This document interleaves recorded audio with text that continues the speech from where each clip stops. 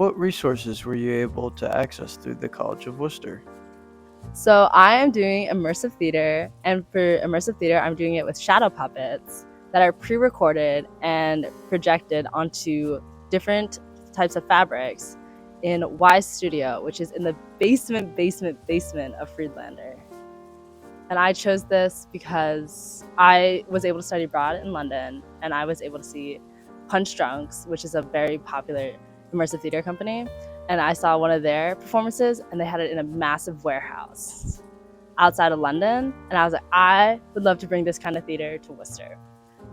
However, I only had a like 26 by 36 size room to do it in, but I was able to get really cool designers. I chose them last semester actually, and I was like, I don't know what I'm doing. I don't know what you're gonna do, but I want you to work with me on this project. And if you're able to see it or see pictures of it, they killed it. It looks amazing. So yeah. What resources were you able to access through the College of Wooster?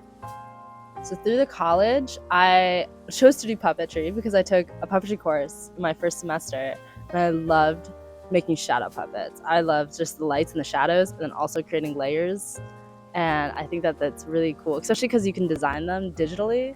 And I really like drawing them out first. And so part of my projections, half of them are puppets. The other half I digitally drew and then edited them to look like shadow puppets onto my projectors. So some of the puppets are actually puppets and others are just digitally drawn shadow puppets.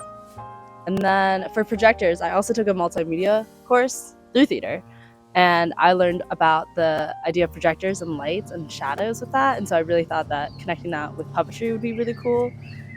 And that was a big struggle for me to learn about projectors, but it was a lot of fun, and I really like that I can connect it with my global media digital studies double major. So I am able to do the digital side of projectors and drawing, as well as the theater side of making a performance and storytelling. What has made the IS project meaningful for you?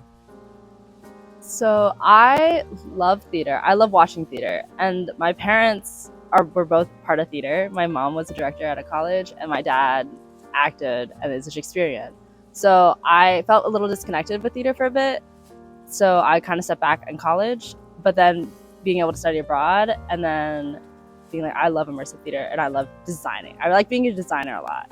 And so then being able to work on this project and having my parents' input was really helpful. And now I like fell in love with theater again.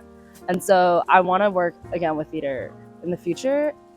And through that, I want to do more social media side and videography or like website design. I have a blog that has all of my progress throughout the production, which I actually really enjoy rewatching because it's like it looks so like it's just fun watching what I've done and having proof that I did this project, especially in a month. I'm proud of that. But I really want to work with web page design and social media and being able to capture an audience, especially of different generations, with one post versus having multiple different posts that are just targeted to simple groups. I want to see what brings all of our generations together, especially for theater, because I think just stereotypically over, theater's not that popular for younger generations unless they're in a big city and they are by theaters. So I think that if I could work in through technology to make theater seem like a very welcoming space as it was for me when I was younger, and doing that for at least a good chunk of my life, I think that would be really fun.